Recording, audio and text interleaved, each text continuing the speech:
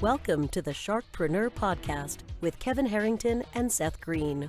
Kevin Harrington is the inventor of the infomercial, one of the original sharks from the hit TV show Shark Tank, and has generated over $5 billion in TV and digital direct response sales.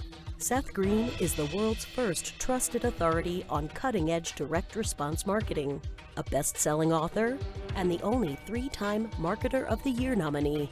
On the podcast, Kevin and Seth interview sharkpreneurs who share straight talk on what it takes to explode your business. Do you want to become insanely successful? Do you want to be the go-to guru in your industry? Do you want to be talked about for all the right reasons? For over 40 years, Kevin Harrington has helped people just like you become significant influencers. Now he's broken the process down in the Key Person of Influence roadmap, and it's yours for free. Just text KPI to him at 727-888-2100.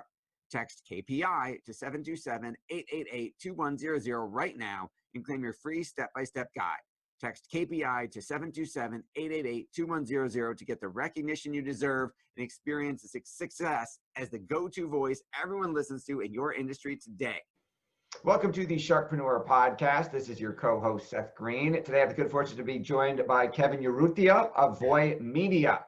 Kevin's been featured on Forbes, been featured on Adweek. He hosts the Digital Marketing Fastlane podcast. He's done some amazing stuff, worked with some incredible clients. I'm looking super forward to today's interview to dive right in. Kevin, thanks so much for joining us. Hey, Seth. How's it going? Thanks for having me. Super excited to be on here. All right, my pleasure. Now, let's go back in time a little bit. Before you were a marketing rock star, you have done so many things. I believe you started in like the home cleaning business. Is that right? Yeah, so we started with home cleaning, and my first company was a maid service called Maid Sailors. So we started about when I was 25, so about 5 years ago. But even then, my background is like computer science. So I was a programmer working at another company that was kind of like think about like an Angie's List, right? Where they sell like different services. And then I was noticing that the home cleaning space was the one that was always getting a lot of recurring bookings and cleaning. So then I was like, once I left the company, I've always wanted to do my own thing. So then I was like, okay, let me go do something that I think there's like volume or like there's like people want it. So then that's when I started the cleaning company out here in New York City because I was living out in California before. Okay, so we could spend the whole half hour on that. I mean, there's so many marketing lessons to unpack right there, but we will get to the current stuff. But I mean, you were working as a developer, and so you didn't have the entrepreneurial hiccup, the entrepreneurial myth of, I'm a cleaner. I could run this business better than my stupid boss. I'm going to go start my own cleaning business and compete. You said, I'm a developer. I'm never going to scrub a toilet or a floor in my life, I'm assuming. You said, I see an inefficiency in the market I could exploit.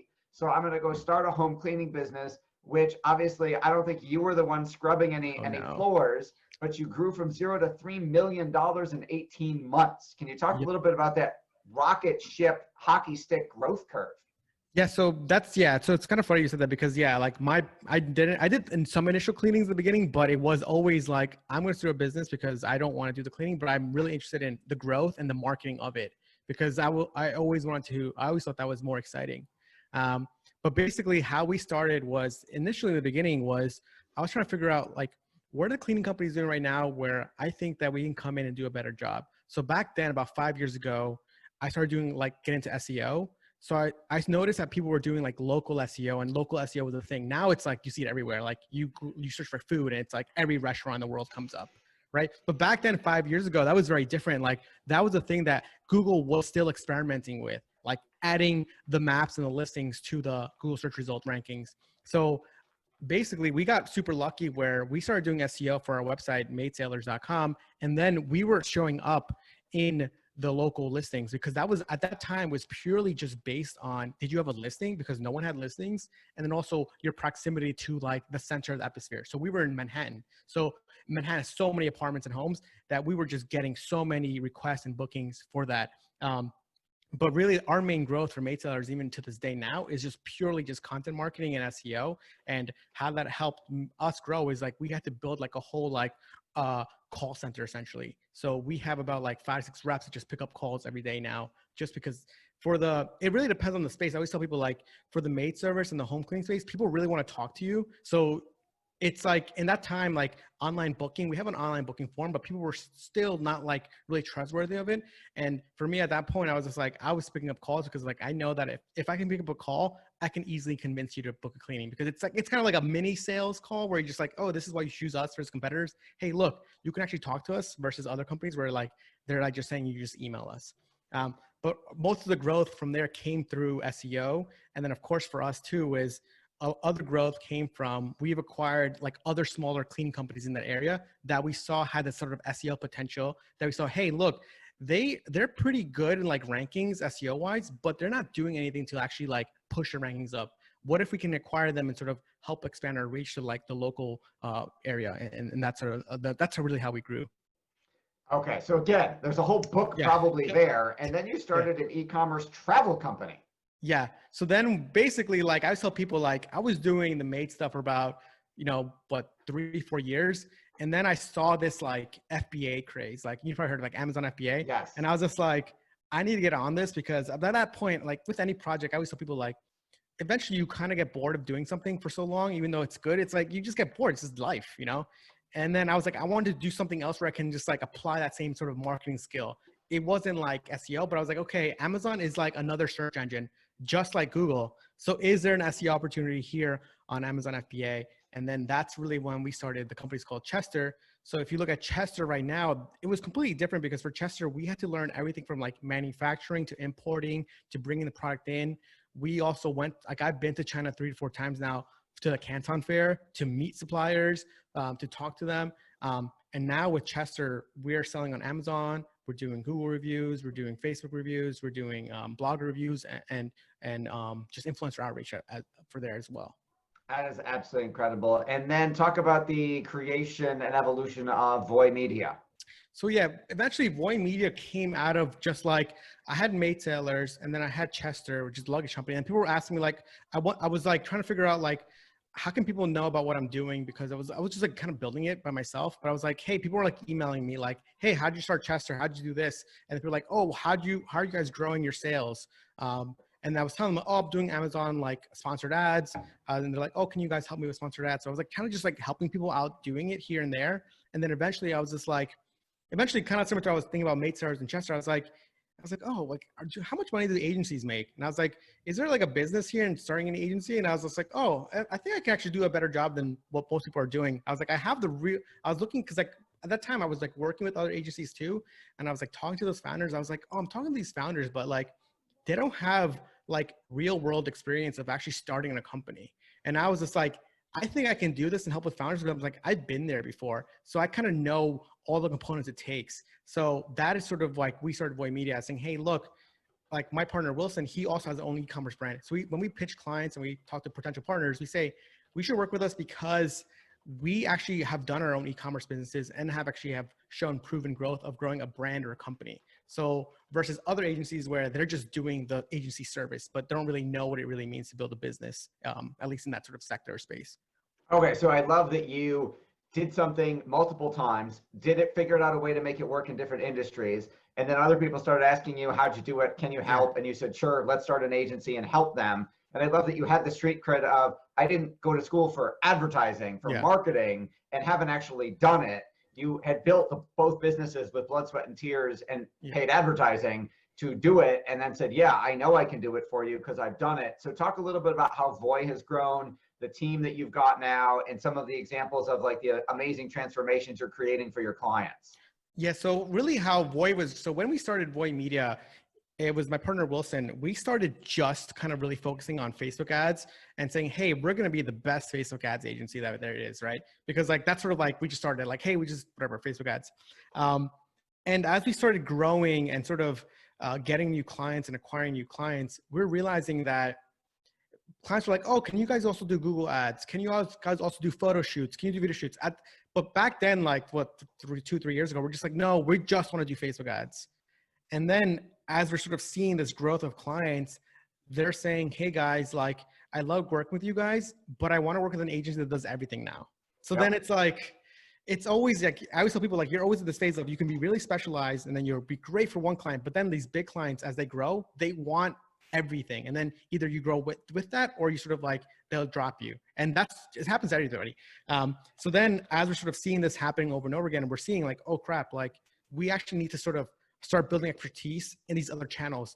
And like stuff like Google ads and influencer outreach, like we do them for our own brands. We just never did it for other clients. And then eventually we're just like, okay, we just need to start building that expertise. So for now, for Voy Media, our company is about 15 people right now, but really the main focus that we do now, because as Facebook has grown, I tell people Facebook is great. Facebook will find the audience that wants to buy your product, but what you really need to do and help these brands that we do now is really with the creative and the content.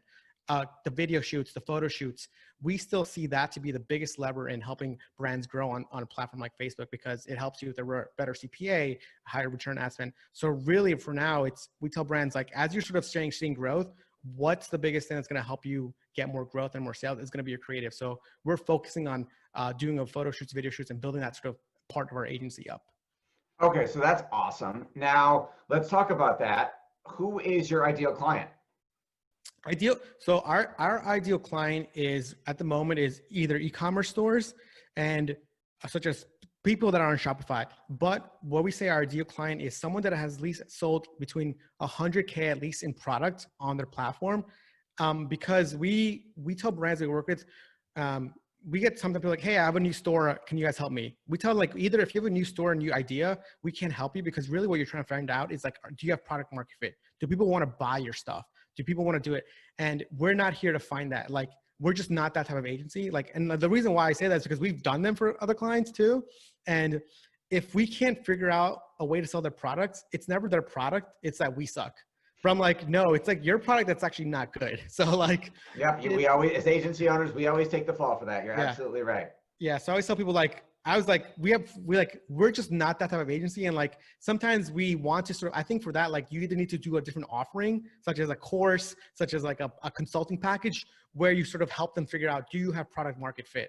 So our ideal client has either spent money on Facebook and has shown traction, and now they want another company like us to come in and either manage it because they're so busy that they want to develop new products or items, or at least they need creative help. But we're not for like figuring out, is your product good enough for the platform? We're like, no. Okay, so e-commerce stores, $100,000 minimum in sales. Do you have a specific industry or vertical you like working with better? Yeah. Or are you agnostic? The industries that we like better are subscription-based stuff, just because we can afford to hire CPA. And if the business owner really knows what the payback period is, that really helps us scale the ads campaigns better. We also like doing skincare products. Skincare is one of those high margin products that people will need to do over and over again. So the products that we like are products that are consumables or things that you need to keep using over and over again, because that allows you to spend more money on Facebook versus like one-time items like, okay, you buy this and you'll never buy it for another year. It's like, you really need to be efficient with your capital there. Absolutely. Talk about you've had some incredible client success stories. Talk about a couple of them. I know you've had some clients on Shark Tank. So with Shark Tank client, we sell like a pet product. The great thing about that client that we worked with for Shark Tank was that they were coming from us from like a different agency. And this was for them, their CPA was about like, let's say about $100. And then when we worked with them, we saw their creative in their Facebook ad, and we're saying like, hey, this Facebook ad is really boring. Like, so we say like, we do Facebook ads, but we also say we're like a performance marketing agency where it's going to be a mix of brand. I mean, you probably fair, like a brand plus like a catchy video. And sometimes like as a business owner, you're like, oh no, my brand is this. I can't be like that. I'm like, this is what works on Facebook. Like, you're hiring us because we know that if we add this sort of performance angle to your branded videos, we can make it better. So we added that. And of course, like most business owners, it's like, they're like, no, it's on my video. Like it's not on brand, but we're just like, let's test it on the platform. Like, let's put some budget and test it. And then the video that we made for them was like, had a 50% reduce in CPA to like $50 that he thought his tracking was off. And he's just like, no, like we're like, this is why we told you like it's working. So those are great wins that we have, because you're sort of seeing their doubt, and then you're saying like, let's just try it and figure out if it works. And then for them, it's working well. So that was a great client that we work with still to this day. And it shows you that like you have the power to make these sort of big changes even within a week, once you kind of know what's working well. But as us, our biggest sort of fight between sort of some brands is like, it's keeping the branded look, but also adding the performance where it's kind of like salesy. But some people are like, I don't want to be too salesy. You probably see them. I'm like, you need to be salesy or else people are not going to buy. Like, You got to ask for the order. Yeah, Yes. you always have to ask for the order. I'm like, it's like a sales call at the end. Do you want to buy? Okay, yes or no. It's like, you can't just leave it up to chance. Right. Yeah. All right. So I'll share a funny story back with you. We had the opposite experience. We had a client where we were looking and we thought our tracking was off because their cost per lead was way too high. Yeah. And we ran a bunch of different split tests. And then in the first month, I was saying, let me set up a call with the CEO. And I was like, listen, I think we're going to fire ourselves from your account. He's like, why? I don't understand. Yeah. And they said, well, it looks like it's like $20 a lead. This is way too much. This is way more than for whatever. It's just, we can't get it any lower than that. We've tried 27 different things. And he said, we're in Mexico. Yeah. We pay in pesos. Oh, okay. Yeah. You've got the best results of anybody we're ever seen. We've been having trouble keeping up with the business. We're thrilled. Yeah. Yeah. And I said, oh, your ad account, it doesn't show that like a peso symbol. He's like, no, it's pesos. That you're paying like 7 cents a lead or something. And I was like, oh my God, I was about to fire myself. Yeah, damn, that's good. Yeah. Facebook. And yeah. I said, we've never run an account from another country before. I didn't realize the currency changed. The currency. Yeah. No, that's funny. Yeah. It happens sometimes for us when we do like worldwide accounts, but yeah. Yeah. All right. So you have so much going on. What's your biggest opportunity now? What's coming down the pike? So the biggest opportunity right now is we're like rebranding Voy Media to just like a whole new branding, a whole new website, putting up more case studies. That's something that like when Wilson and I first started the agency, we thought it was, I always tell people like, I always thought like, hey, if we have great results, people are just going to refer us. And like, we never put our case studies on our website, but we're realizing that like people want to see these case studies on the website. So we're making like a conscious effort to like document great results that we've had because we're noticing that just helps people sort of realize that like you can actually like get your job done and are efficient with that stuff. So down pipeline, we're working with clients right now, even this week, to get video testimonials because we think those are the best sort of testimonials that like anybody can, I tell people anybody can do a written testimonial. It's like so easy to say like, okay, cool, let me just write something down for you. But video, it's like shows an emotion, shows the face, and shows that you actually have worked with this person. Absolutely. You give advice every day to your clients. What's the best advice you've ever gotten? The best advice I've gotten, I think it's funny because someone was telling me before. I always tell people like there are people out, this is how I think about it. Like there are people out there doing things that you want to do just because they've decided to just try it. And I say like, I always tell people like, I'm probably not as smart as you are, but I'm just doing it because I just said, I want to go ahead and try it versus you're just saying, oh, I'm scared of failing. I'm like, you're always going to fail. But like, if you don't try, then how will you know if you'll fail? So I always tell people just go out there and just do it because like I started the maid company without cleaning. I started the e-commerce company. I've never sold a product online. I started the agency. I never worked at an agency. I'm like, why am I doing it? Because I just did it. And no one told you couldn't, or you didn't believe them. You were like, what the heck? I'll just try it. For the cleaning, I was like, you've never cleaned before in your life. My mom was like, you never clean at the house. I'm like, that's not what I go. It's like, I want to do something like, it's not like, yeah. So that's always the people, just go and do it. Like you'll figure it out. And then if not, you'll just make tons and tons of excuses. It's like the podcast too. I was like, I'm just gonna go start my own podcast. I was like, I want to do it. I think I can have some advice. So just go and try it. That is awesome. Congratulations on all your success. We appreciate your time. We know it's incredibly valuable. This is Seth Greene from SharkPreneur with Kevin Urrutia from Voy Media. Kevin, for folks watching, listening, who want to learn more about what you guys are doing, where's the best place for them to go to check you out? Just go to voymedia.com or just follow me on Twitter at twitter.com/itsdanest, ITSDANEST. All right. Thank you, everybody, for listening and watching. We will talk to you next time. Kevin, thanks so much. Thanks, Seth. Do you need money to fund your idea, product, or service? Are you ready to take your business to the next level, but need capital to get it done? Kevin Harrington has heard more than 50,000 pitches and knows how to help you make the perfect pitch to get the funding for your entrepreneurial dream. He's distilled the process down in his perfect pitch cheat sheet, and it's yours for free.